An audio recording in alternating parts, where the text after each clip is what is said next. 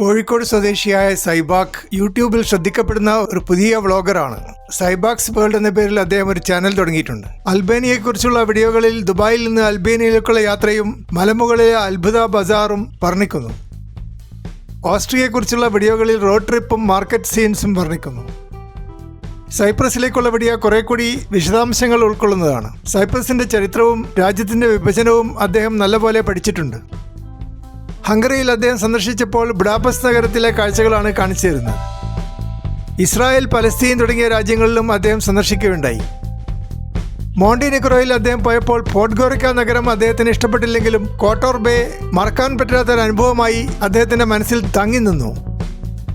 അദ്ദേഹത്തിൻ്റെ സ്വന്തം താമസ സ്ഥലമായ ലണ്ടൻ നഗരത്തെക്കുറിച്ച് അനേകം വീഡിയോകൾ ഇറങ്ങിയിട്ടുണ്ട്. ലണ്ടൻ നഗരത്തിലെ സായാഹ്ന കാഴ്ചകളും ഹാരി പോട്ടർ മാർക്കറ്റും ശ്രദ്ധിക്കപ്പെടുന്ന വീഡിയോകളാണ്.